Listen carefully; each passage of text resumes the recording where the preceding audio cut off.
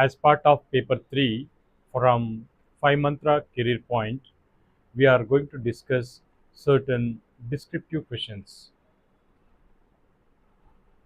For the main exam, it is very important to every student to write or descriptive answers. I myself, Dr. Srinivas, I am trying to give a content for the paper 3. In paper 3, you have Indian society, Indian polity, as well as governance. So, today, one more question which is related to governance and good governance. Many times you may come across these kind of questions. Like, government is there, governance is there, good governance is there. 50 marks from governance means in paper 3, section 3, there are 5 questions probably you will be writing on governance. So now I directly enter into this governance part. The today's answer most probably on governance and good governance. So we are discussing group 1 mains.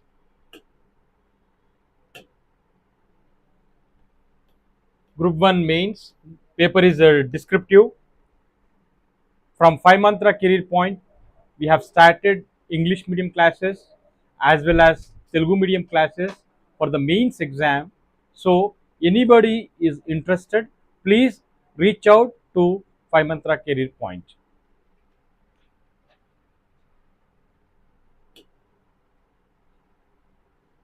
So as I mentioned, in paper 3, you have Indian society, constitution and governance.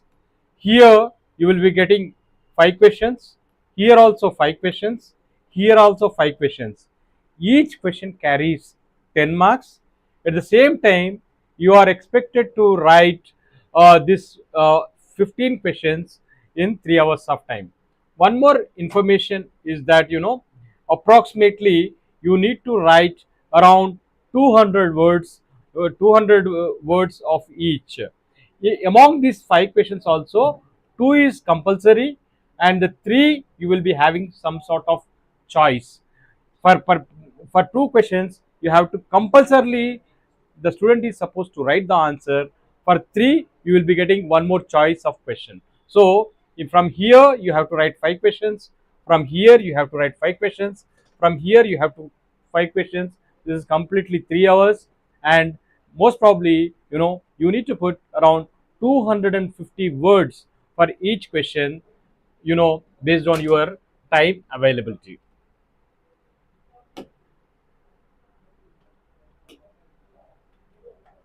So now let us discuss something.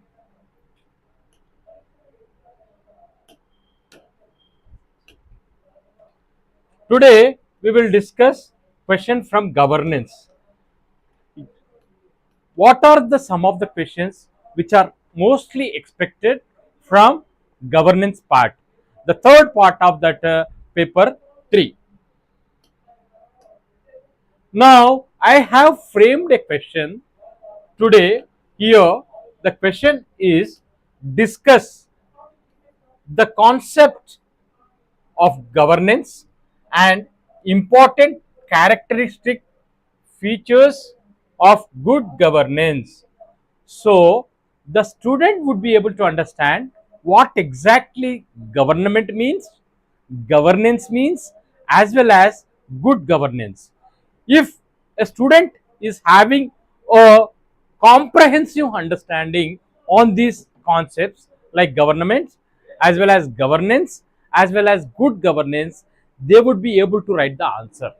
In addition, particularly for Telangana students, they need to know how governance, for example, there will be a generic question, how the previous government governance was, how the current government governance is, means the student would be able to understand the concept what governance is, otherwise what good governance is, so that they would be able to write the answers perfectly.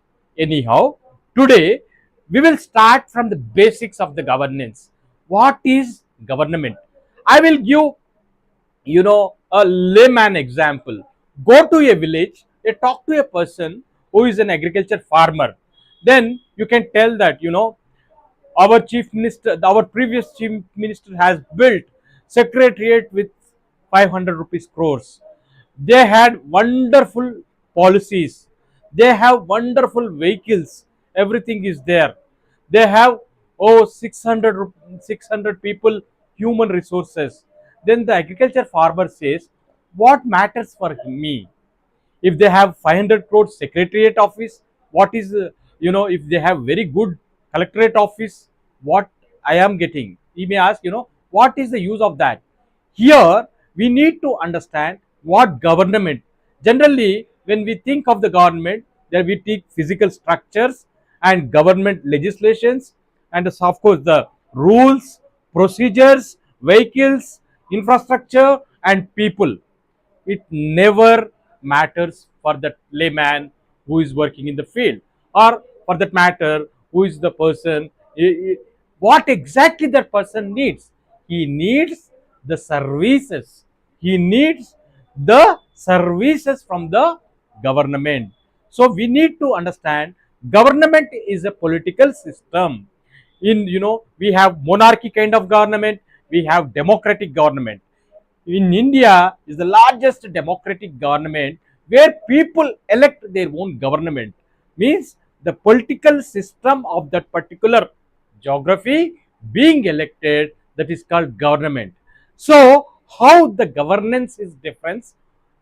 Governance is different from government. In government, we have infrastructure, we have vehicles, we have legislations, we have rules, we have procedures, we have funds also. But how it is being utilized, that concept is called governance. That concept we are going to discuss in detail now. Means government is there, but how effectively the government is governed, that is more important. Now if you get a question, the basic understanding what I am trying to give is, there is a difference between government as well as governance as well as good governance. Today we will, for this question, we are going to discuss in detail about the concept of governance as well as important characteristic features of this good governance. For example, a newly formed government has promised to give a good governance. Then what it is, how it looks. Now let us try to understand.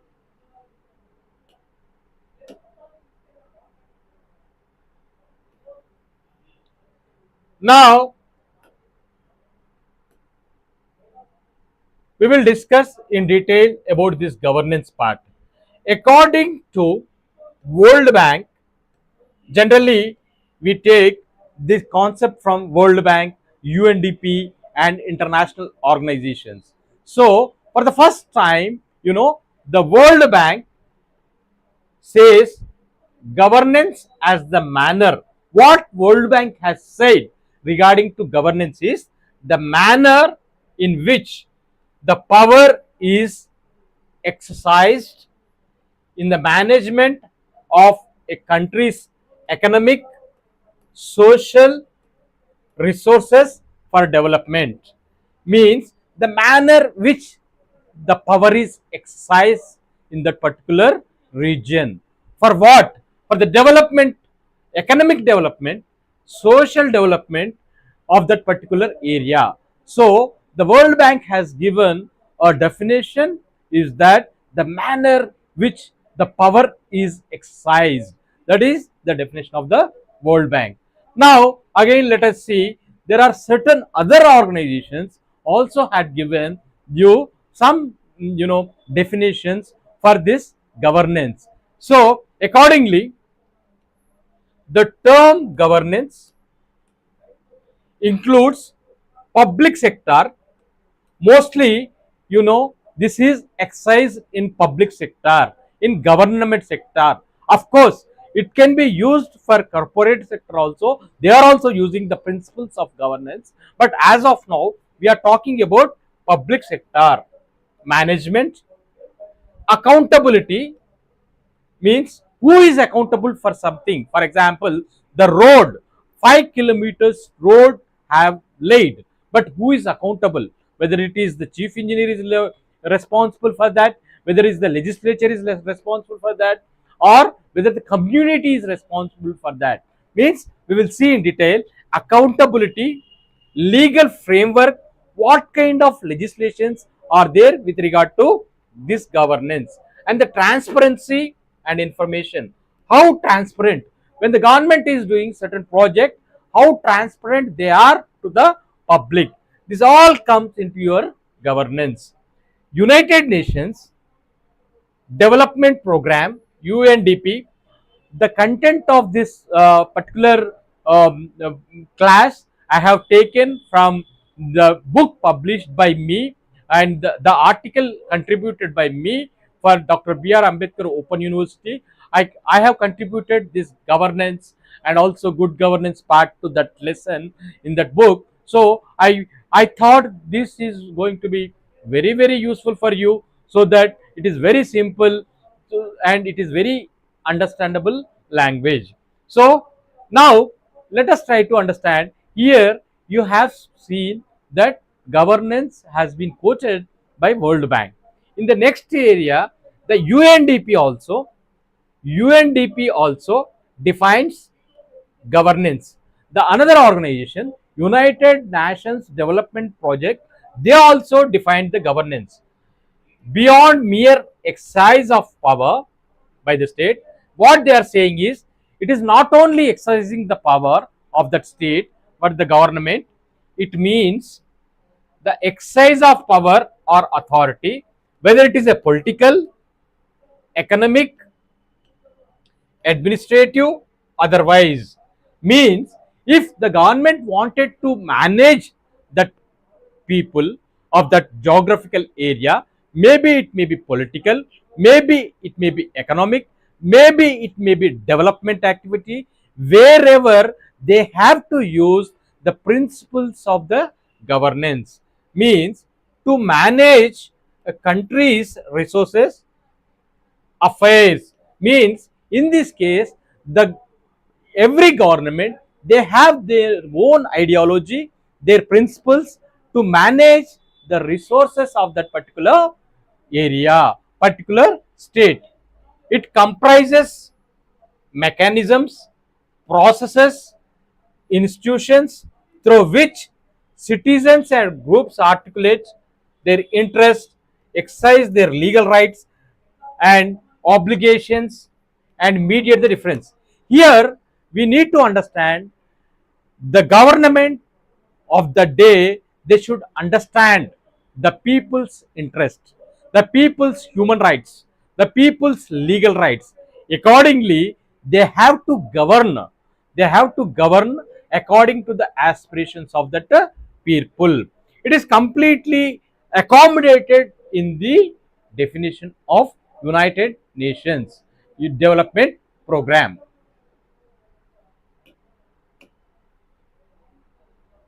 Now,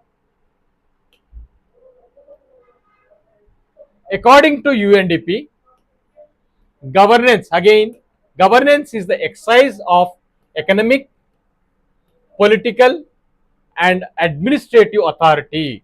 Means it's how they are exercising their power, how they are taking the decisions. Means with regard to what? With regard to economic decisions, with regard to political decisions, with regard to administration decisions, what kind of authority to manage country affairs at all levels, whether it is union level, whether it is state level, whether it is district level, or whether it is below to the district level, how they are using their decision with regard to administration, with regarding to economy, with regard to their political affairs. That is The definition is given by UNDP.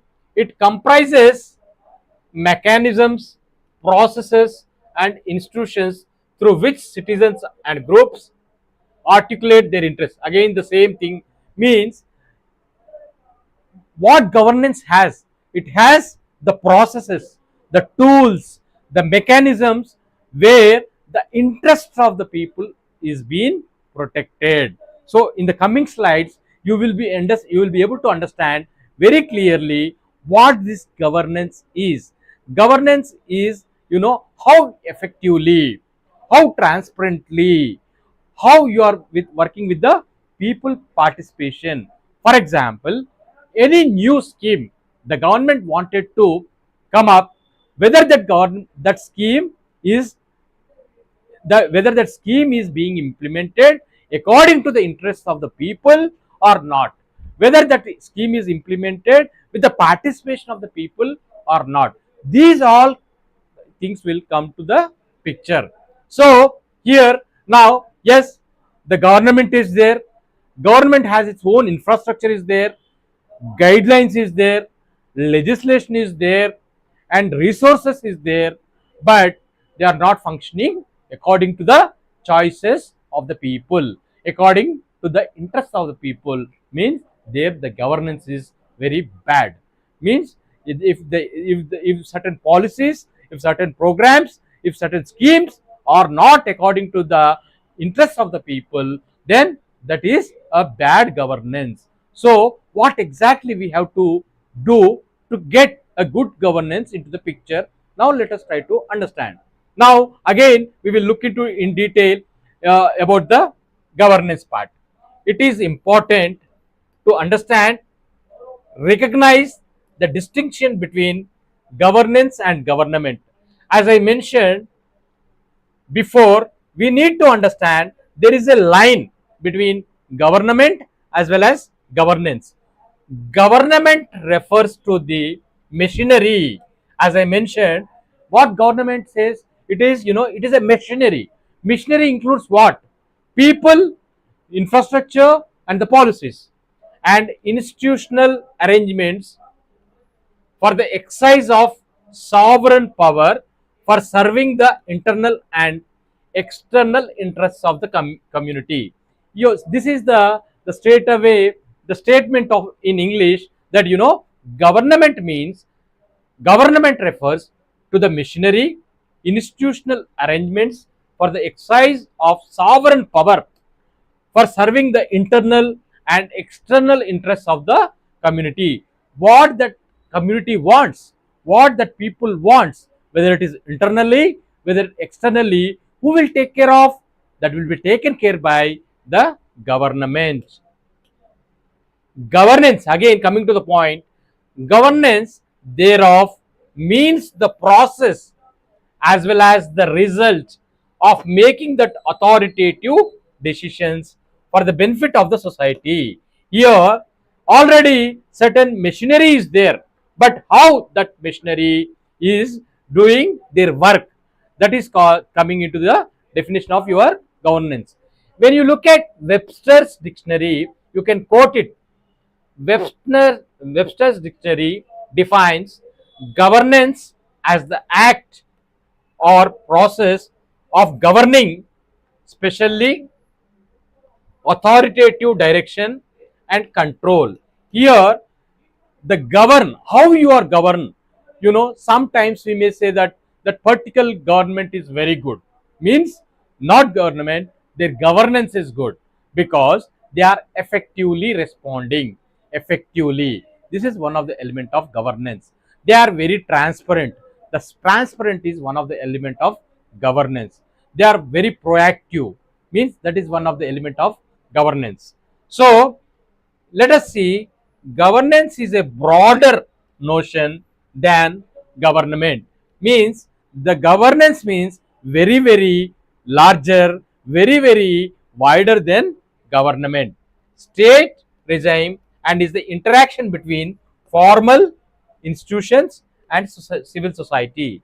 This is, how we are interacting with the civil society or citizens, and how effectively the goods and services of the government is delivered, it comes all in your governance part.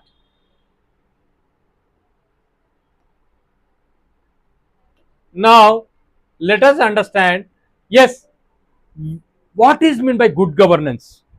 You know, giving governance means taking very wise decisions or participatory decisions, accountable decisions, efficient decisions, effective decisions with regard to political, with regard to economical, with regard to developmental. These are all part of governance. Then, what is meant by good governance?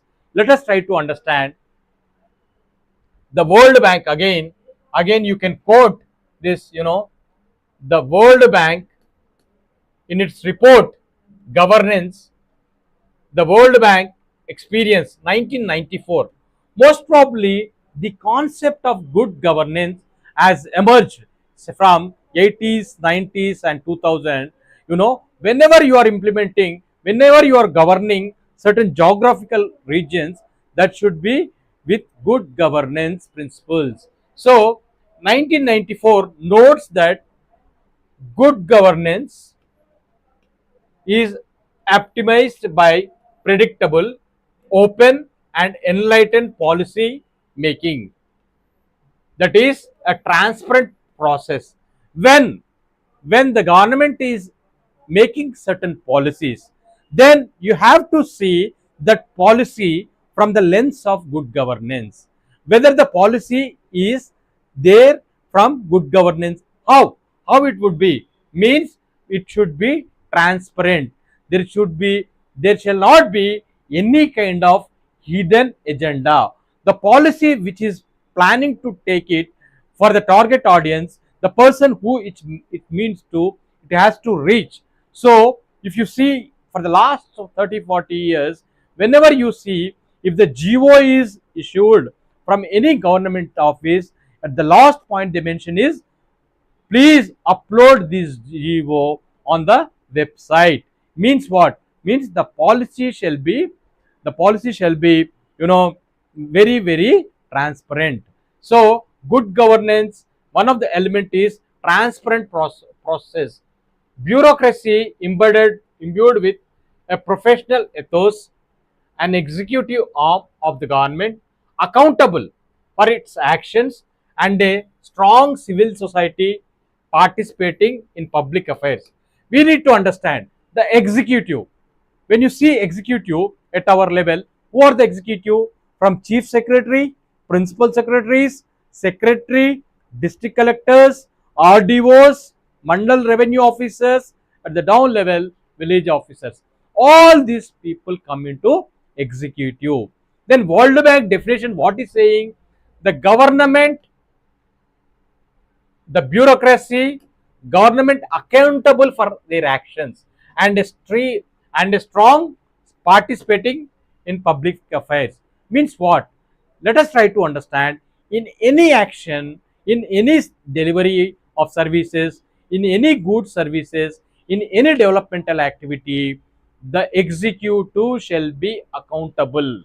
For example, a project is planned in a geographical region, their officers are accountable for their planning, for their execution, whatever it is.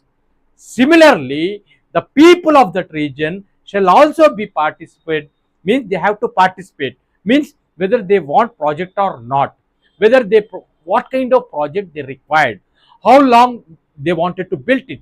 Here, in a good governance, the principles must be, the officers, means the executives, shall be accountable, as well as the people should participate, and all behaving under the rule of law. It shall be one of the another important principle is rule of law, means we need to treat everyone equally. That is called, we call it as inclusive approach. So we will discuss more in detail in the coming slides about that, right? European Union, you know the students, I am telling you, when you quote something, please mention from where this data you are getting. Now in this particular definition, I am trying to quote certain things. World Bank, what World Bank says, about the governance and good governance. Again, I said, UNDP. Then, UNDP has said something about governance and good governance. Now, again, another international organization, European Commission, also defined the governance, defines good governance. European Commission is also a big international agency where they are trying to develop the issues across the globe. So EU, in generally we call it as EU. European Union defines good governance as a transparent, accountable. Again, the same things are coming: transparent, accountable management of human, natural, economic, financial resources for equitable and sustainable development.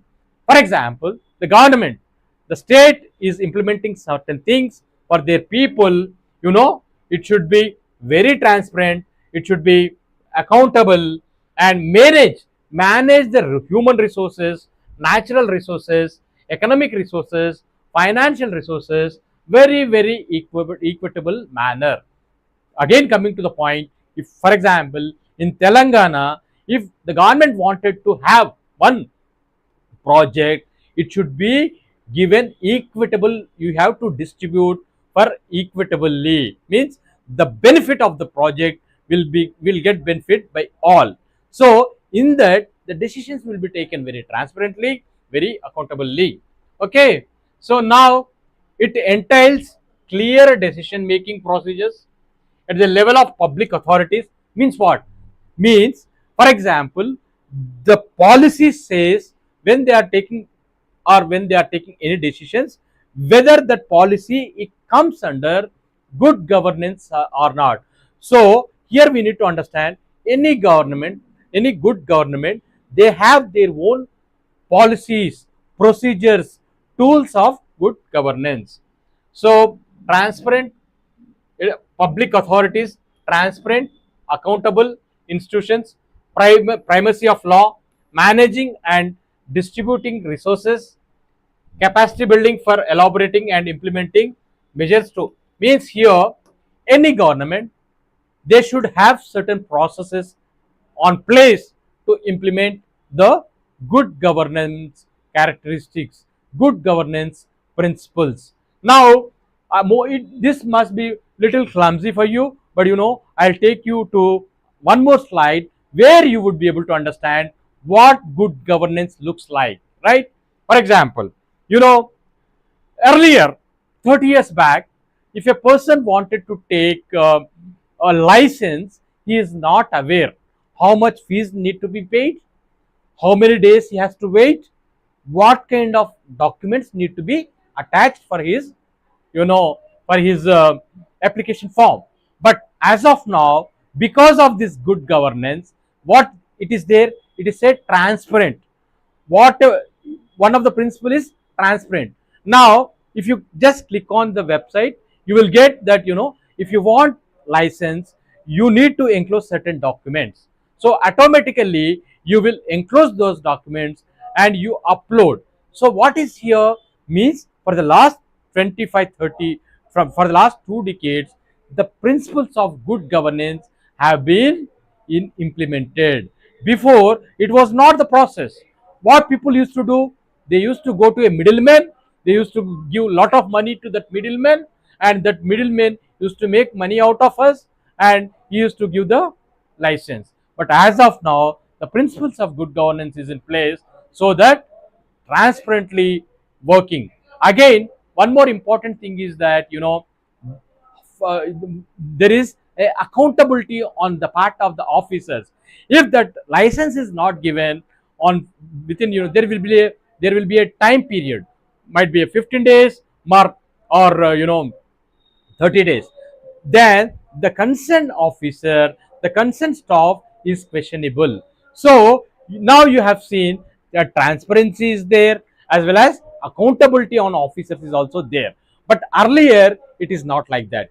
You can also imagine in some other places of the globe, these kind of global principles are not there.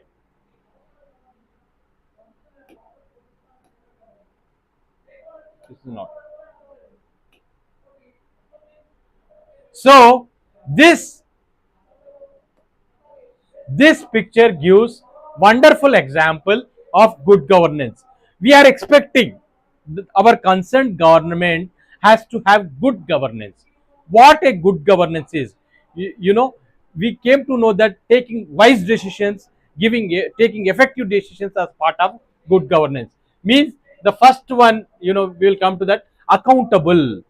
In any model of good governance, the executives are accountable. For example, just now as I mentioned, if they have to give their pattadar passbook in a given time, they are supposed to give, where they mention in their policies that after a applicant is applied for pattadar passbook, within 15 days or within 20 days, the government is supposed to issue pattadar passbook, or a driving license for the matter, or any other document. So all these things means here the executives from the top level to the down level, the government is accountable. When they are not accountable, the citizen of that country, that particular place, they are eligible and go back and before the court and say that this government is not working as per good governance principles. And transparent means whatever the policy is making, it is not to any particular people. The policy which is being making, whether it is a GO, whether it is a legislation, whether it is a rules, whether it is a guidelines, it should be very very transparent, and the same may be uploaded and given in, and that matter will be disseminated among the newspapers or website, any other portals. Means there is no any hidden agenda for the government. When the government is transparent, then you can call it as good governance. And responsive, if any crisis happen, if anything is needed, and at the same time what exactly the people need, for that, what exactly the tribal community need, what women need, what children need, means the government shall be more responsive to take it up the project and release that budget, whatever the responsiveness means. The government is the primarily responsible, and they have to take very responsive actions to deliver the goods and services to that particular people. Responsiveness is one of the important factor of your good governance. And equitable and inclusive means whatever the services are provided for the people in that particular area, it should be equal. Means there is no partiality with regard to class, with regard to caste, or with regard to certain sections of the society. Means whatever the developmental activities being taken up by the government, it should be equitable. Means if you see, we see according to article 14 of the Indian constitution, we say we have right to equality, equal protection of laws in the eyes of the government, in the eyes of the legislation, in the eyes of the constitution. All the citizens are equal. So the good governance principle is also, please develop equitable policies and inclusive. Another important question in sociology regarding to your social inclusion and social inclusions. Till today, in our society, certain groups are not enjoying, certain communities are not enjoying the real fruits of this country. For example, you may be observed also. If you take any government office, if the total strength of the office around 50 people, you won't find 25 male and 25 female. There is no equal distribution. Why? Means the women are not till today equally included at all levels. You can say at all levels they are not included. Means they are socially excluded. For the last 30-40 years, there is a tremendous growth in terms of inclusion. For example, a physically challenged group, they are also excluded. Scheduled caste groups, they are also excluded. Scheduled tribe groups, they are also excluded. Children, for that matter, they are also excluded. What happened? So here the point we need to make, or we need to understand, that the government is supposed to make equitable decisions, as well as inclusive decisions. When the policy is being taken up by the government, they are expected to take that all the excluded group, like women, children, physically challenged, so scheduled castes, scheduled tribes. We need to keep in mind how to reach my fruits to all these people, my goods and services effectively to these people.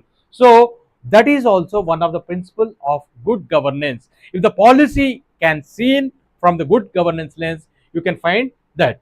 And effective and efficient means whatever the services, whatever the policies, that should be very very effectively to reach out, and efficiently means the timely it has to go to that particular people, so that they will enjoy. And rule of law, as I mentioned, now everybody is equal before the law. So the concentration shall not be given to any particular section of the society or for particular area, but everyone should get or benefit from this policy.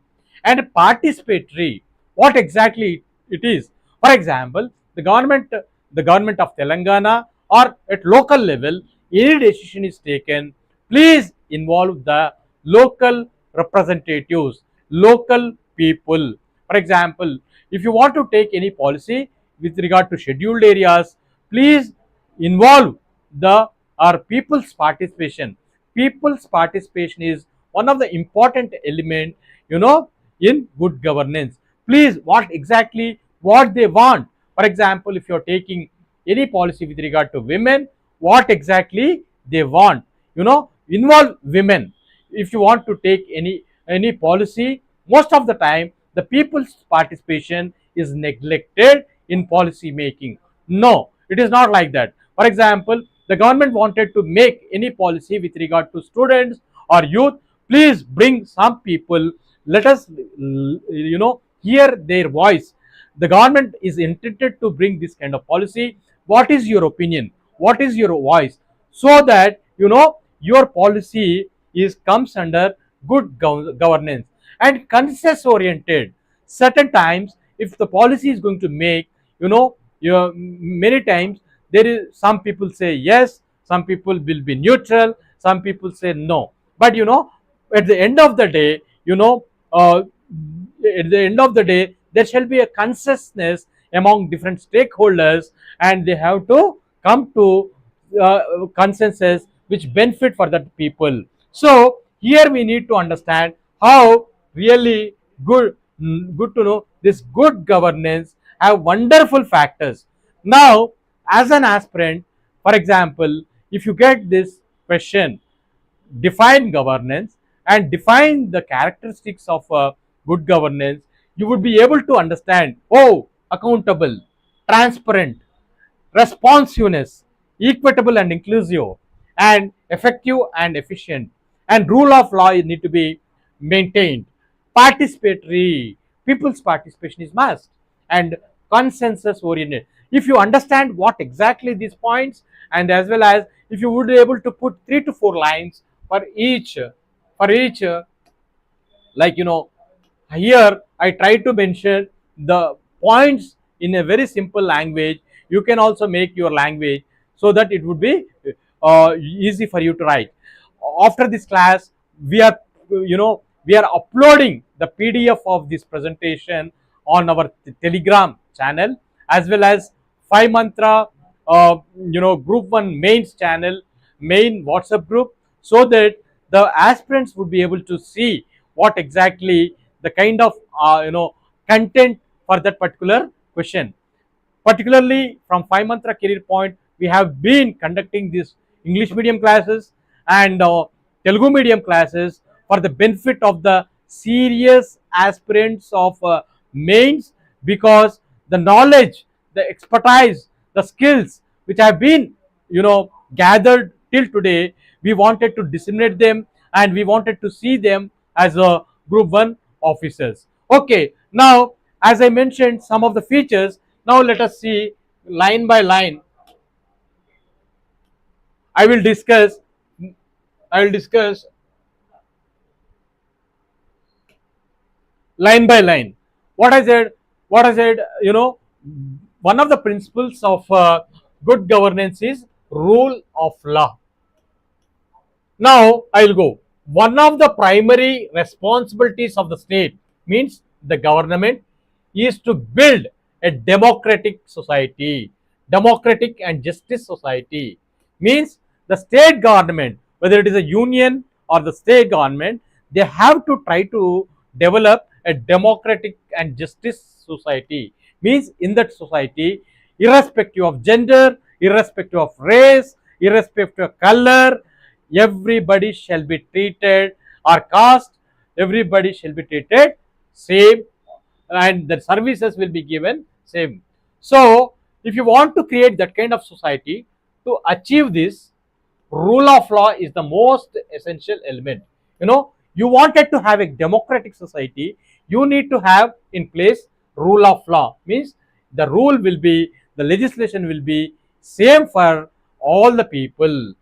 Rule of law is an established legal framework, whether it is a constitution or whether it is a legislation, should be fair.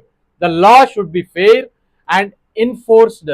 Means the state government is supposed to frame laws, public policy, legislation. It shall be very, very fair. Means it shall not benefit only certain category of the people. It is enforced. The implementation is also impartially. Means that shall not give benefit to certain category of people, and say it shall not give, it shall give benefit. No, so impartially.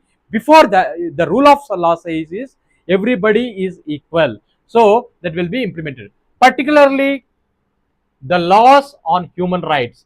Here there is a specific stress is there, that is, it is regarding to human rights. Rule of law provides equal protection of human rights.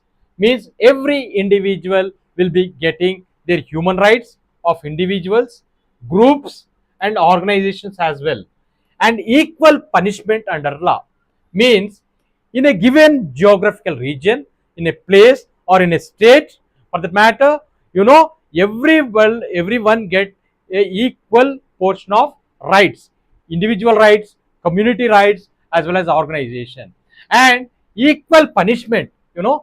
If anything goes wrong with an individual or within a community or within an organization, the punishment is also given equally without any impartiality. That is your under law. It controls governments, protects citizens. This rule of law, what exactly does? Means this controls, it give, because of rule of law, the government can govern very effectively. It controls government, protects citizens from state arbitrary action. Certain times, the state can do any aggressive decisions, but when the rule of law is in place, it controls the state. The previous government of in India, there was a lot of halla about the change of constitution.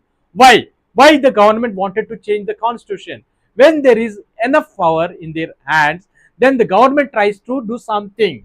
But however, when there is a rule of law is in place, then government also rethinks. Now, as on today, as the opposition parties also got enough majority in the parliament, now there is no possibility of the ruling government moving towards that. So here the point we need to understand is it controls government, protects citizens from states arbitrary actions. If state want to do some aggressive aggressive actions, it is not possible. Rule of law also states that all citizens are treated equally.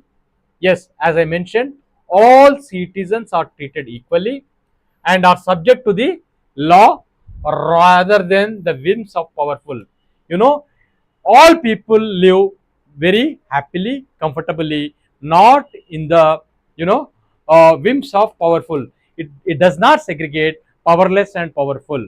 So it is essential the rule of law is being implemented in any country, in any state, And you need to understand this is one of the principles of good governance. And the second principle means accountability. What this accountability? We have discussed in the previous slide, but still we will discuss little more. What is this accountability? Means holding public officials responsible for their actions. Means the executive shall be responsible for their actions, whether it is making, constructing a project, laying a road. Means they shall be, or delivering certain services, they all are responsible. If anything goes good, if anything goes bad, if certain things works, if certain things doesn't work, whatever it is, the executives are accountable. Means holding public officials, all government officers responsible. They are responsible for their actions. Whatever they do, the kind of service delivery, they are responsible. And establishing certain criteria to measure the performance of the officers. Here, in good governance, there is a criteria to measure the performance of the officers. For example, whether the officer is coming in time or not, whether the officer, setting clearing of files or not, whether it is not done, then it is not according to the principles of good governance. So they will understand, they will assess, and they will try to push these good governance principles. So they they also establish a criteria to measure the performance of the officers. It focuses on the ability to account on allocation, use and control of public spending resources. Means the whatever the money is being spent by the government is the public money. The money collecting from taxes and other sources, so that is being again utilized for the purpose of the development. So we need to understand, there is allocation. If the concerned officer is doing correct allocation, correct spend, is spending correctly or not, everything comes under the accountability of that particular person. The UNDP, now again, UNDP states, United Nations Development Project Program, states that those who are chosen to make decisions in government, business, and civil society organization should be accountable to the public. Very, very important. Means whatever the decisions are taken by the government officers in the government system, they are responsible for the public. They are supposed to answer the public. They are, give, now one of the mechanism we have in place is, right to information act. For example, if the individual wanted to know how much money is being spent on particular project, he can put in a right to information act. This is one of the principles of your good governance. So here the UNDP says the decisions in government or in business or in civil society should be accountable to the public. They are accountable to the public. Yes, dear friends, we have a grand demo for particularly Telangana Public Service Commission Group 1 mains. We are conducting, a grand demo on 30th of June. This is offline. You please reach out to Five Mantra Career Point. The demo starts at 10 a.m. and very eminent senior most faculty of both the Telugu states are going to talk how they are going to train you, how they are going to mentor you, how they are going to guide you, what kind of content is provided, how the analysis is done, how the exams are conducted, and how your papers are evaluated. This is the important time for all of you to understand about the Group 1 mains, because most of you are going to clear your prelims exam, but however, it is not that much easy like prelims to clear off. Out of around 28,000 plus people, only 563 people are going to get selected into your mains exam. So very, very important and very, very valuable time in the coming 110 days. We are going to have this grand demo on coming Sunday, 30th June. So It starts at 10 a.m. And if you wanted to know something about this, call 707-501-9931. Again, I repeat, 707-501-9931. You can reach out on this number and you can clarify your doubts about the grand demo. But however, 5 mantra career point, we are conducting this grand demo for Dr. Riyaz sir, who is an experienced teacher for the last 4 decades, Dr. Ramesh sir, who is teaching economy, Dr. Ramadevi garu, who is also teaching polity and governance, Dr. Usha Rathod, she is teaching general essay, Dr. Srinivas, myself is teaching, Indian polity, constitution and society paper 3, and Mr. Naresh, he is teaching history, Ishwar sir, he is teaching general essay. Means all the faculty over here are very experienced, very talented, very committed. We wanted to make you to write the answers. We wanted to evaluate your answers. At the same time, we wanted to see you as a group 1 officers of this state. That this is a long journey is happening with this group 1 students, very long notification, and the prelims exam results are going to out now. Please try to utilize the opportunity very seriously. For that, many students thinks that very little knowledge is enough to write the descriptive answers, but it is not exactly correct. You need to have a very comprehensive knowledge, comprehensive information, and within the 3 hours, how you put it matters. So please be serious and use this opportunity. As Five Mantra is giving this kind of opportunity, please come on Sunday. Please reach out to this number so that in physical classes you can interact the eminent lecturers directly. You can clarify your doubts. You can also start writing and doing lot of practices, which is very, very, very important. Knowing answer is different and writing answer is different, and practicing answer is different. So in the coming 110 days, if you practice well, definitely you are going to perform well in the exam. So once again, I request you all, please come on June 30th. There is a grand demo and morning 10 o'clock onwards.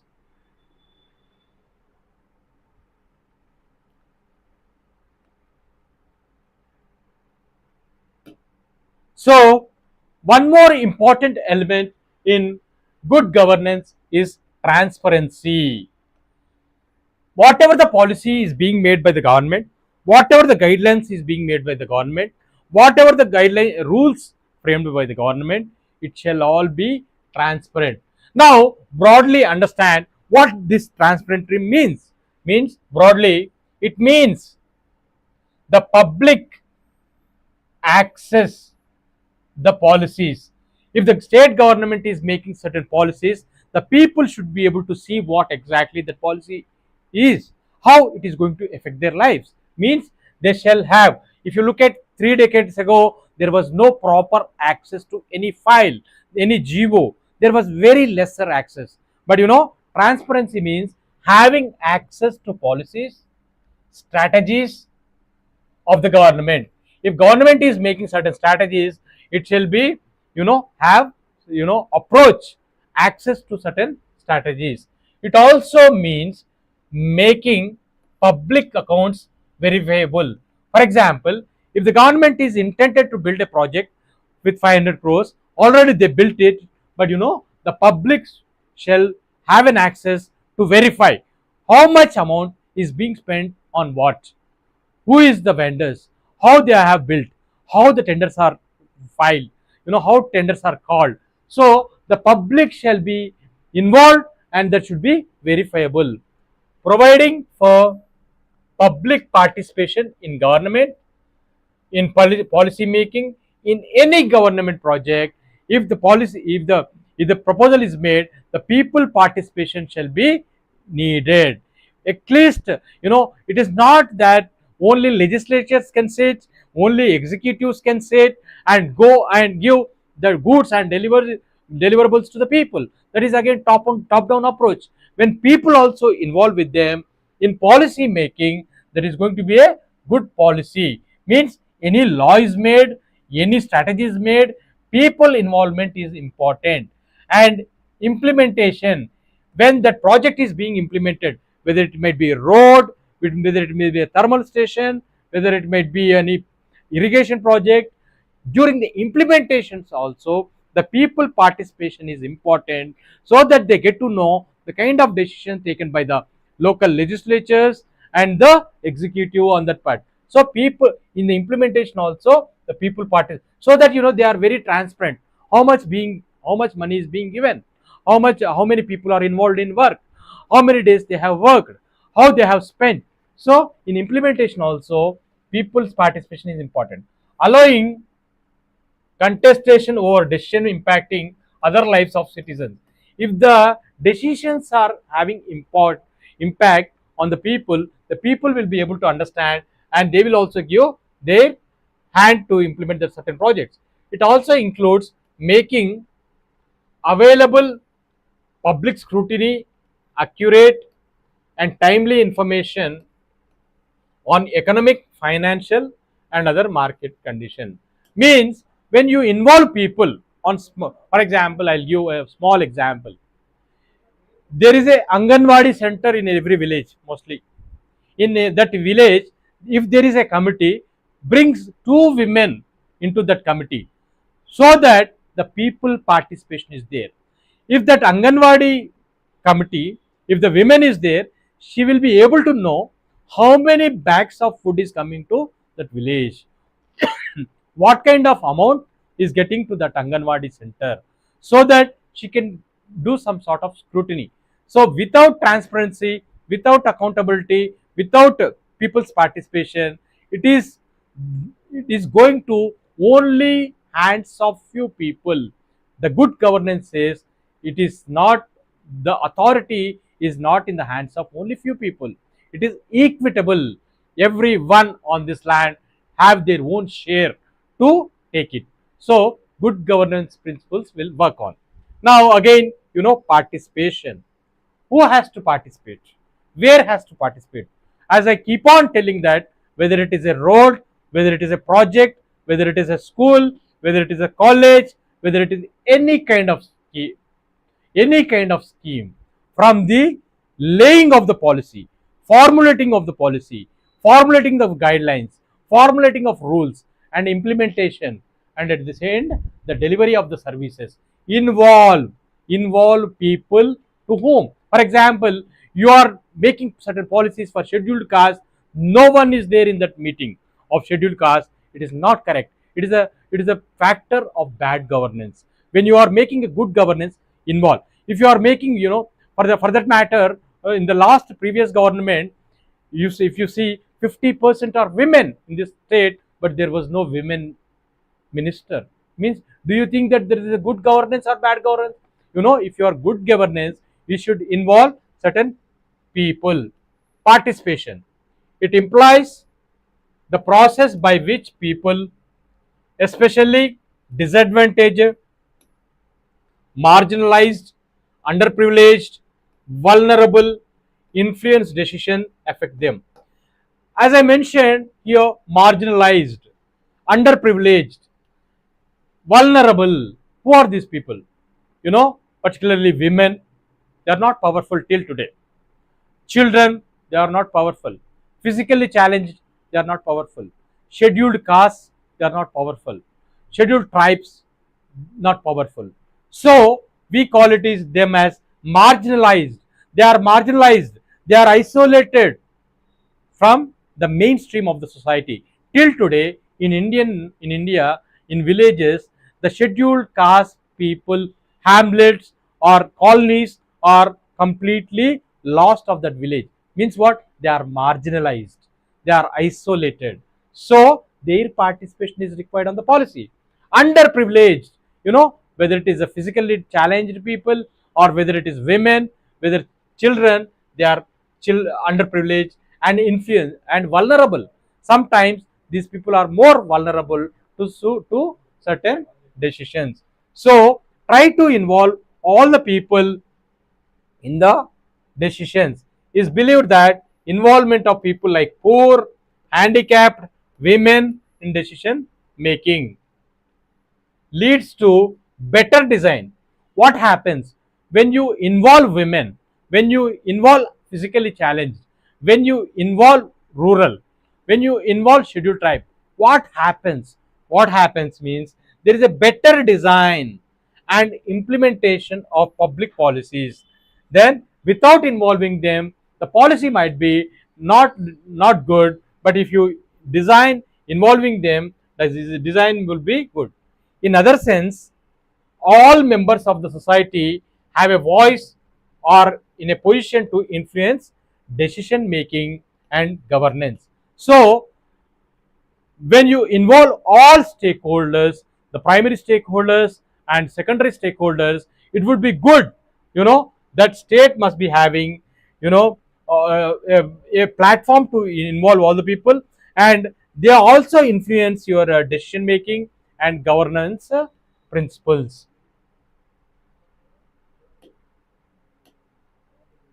And one of the important characteristic feature of good governance is responsiveness. Many times people may ask, whether your government is responsive, whether it is your executive is a responsive. Let us try to understand how responsive matters. Good governance requires that institutions, processes try to serve all stakeholders with a reasonable time frame. For example, a Pattadar passbook is to be delivered within some time. It is mentioned in their act. But however, the officer is not responsive. The government is not responsive. Means what? That government is not working according to the principles of good governance. Whether the license is given in certain days, but they are not responsive. If the file is moved in certain time, but they are not doing. If the tax is collected in a certain time, but it is not doing. If some certificate need to be issued to the person within 1 week's time, but that is not happening, means there is no responsiveness among the government. Means the good governance is not in place in that particular area, so that the people can make a sense how that good governance is matter. And the last point, the another point is consensus orientation. As I mentioned earlier, in any developmental project, in the policies taken by the government, consensus is important. Means what?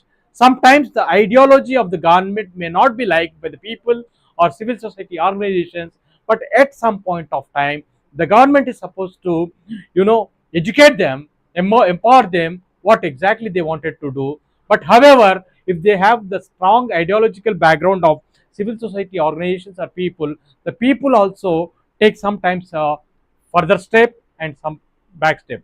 Overall, all the people who are involved in public policy making, they should come to consensus. Then only the policies should be rolled out. There are several actors, means there are several people, like as I said, as many viewpoints. I must be having some viewpoint on particular issue. He must be having some a different idea or opinion on that particular issue, or she must be having different idea. Naturally, all will not go in a same way. So viewpoints in a given society, in any society, different people are having different ideas. Good governance requires mediation. Means a good governance process, good governance tools facilitates of the different interests, whatever the different interests are there for the government, for the people, for the stakeholders. The good governance principles has to mediate, has to bring on the same page in society, to reach a broad consensus in a society on what is the best interest. Overall, what is the best for that people, for that time, for that land, which will benefit of the whole community. Here, for the whole community means for whole group, whichever is best, they have to bring that, and how this can be achieved. This is one of the principles of consciousness. If there is no consciousness, if the government is very, very proactive, aggressive, not listening to anyone, coming, means it doesn't work. There shall be, means there is a bad governance. Sometimes we say, no, our government doesn't listen, our government doesn't work, they don't want to hear the people, means that is not consciousness oriented government. And the next point is equity and inclusiveness, means whatever the fruits, whatever the services, whatever the goods which have been thinking by the government, it should reach out equally without any bias. Now let us see. A society well-being, means the healthy society well-being depends on ensuring that all its members feel that they have stake, means each and every one on this particular land have a stake, their piece of cake is there to take it, means they should feel that they have a stake in it and do not feel excluded. No one shall feel that I am not part of this state, I am not part of this region, I am not part of this policy, means you know and do not feel excluded. They should not feel that everybody should feel that they are included. Many times you might have observed, scheduled caste people feel that no, we are excluded. Scheduled tribes, they feel that we are excluded. Sometimes women feel that they are excluded because you know they were not treated, they were not included in decision making. It is not like that.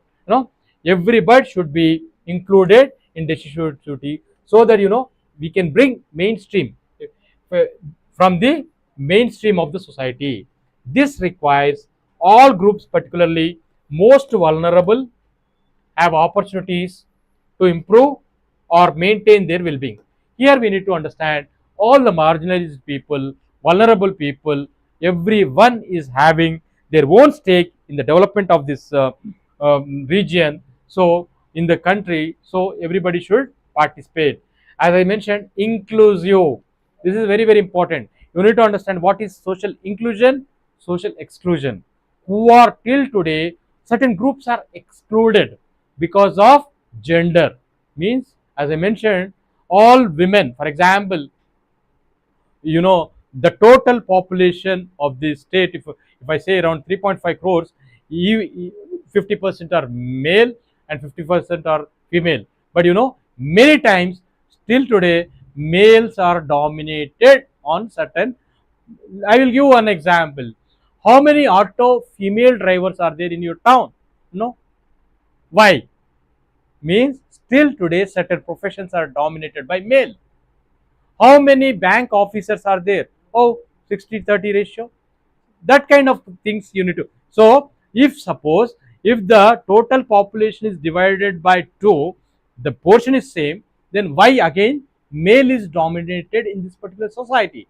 Because still certain discrimination is there against on certain groups. The first discrimination is male female, then communities, caste, then region, then scheduled caste, scheduled tribes. So the discrimination is prevails in this particular. In addition, again your social classes. So, but when you are into government, you need to think of equity and inclusiveness. When a policy is being made, the inclusiveness is very, very important. And one more important thing is effective, effective and efficiently. How effectively you are implementing the kind of quality is done in that particular work. So good governance means that processes and institutions produce results that meet the needs of the people. Whatever the needs are there, that should be met in time, that should met with higher quality. You are giving, suppose people want food, you are giving rice, but after 1 week you are giving, that is not effectively done, means. And the quality of rice you are giving is also important, means here you have to provide the services, timely services, and also quality services need to be provided for the people. So while making the best use of resources and their disposal, the concept of efficiency in this context is good governance also covers the sustainable use of natural resources and protection of the environment. We need to understand in this particular context, when you are effectively doing certain things, that should be sustainable. It means your development should go in a long years. The development is not only for today, sustainable. And you need to also protect the environment. Means you need to understand how it is important. Whatever the service is being delivered, it should be effective and efficiently done. Dear friends, myself, Dr. Kandikonda Srinivas, I have been into public policy, policy legislation, implementation, monitoring, evaluation of government programs for the last 25 years. I have been, evaluating the programs at union level as well as various different states. At present, I feel more honored to teach whatever I gained from my past experiences for the upcoming Group 1 officers of this newly formed Telangana state. So, governance is one important topic where you are going to write 5 answers. If you don't understand the basics of governance, the government programs, it's legislating the policies, implementation, it is very difficult for you to write those answers in a very effective manner. So please come on June 30th to 5 mantra career points. Let us all meet, let us all interact together, and we will try to improve, we will try to guide, and we will also help out you to write best answers in the coming exams, which will be held in the month of October. Wish you all good luck and have a nice evening.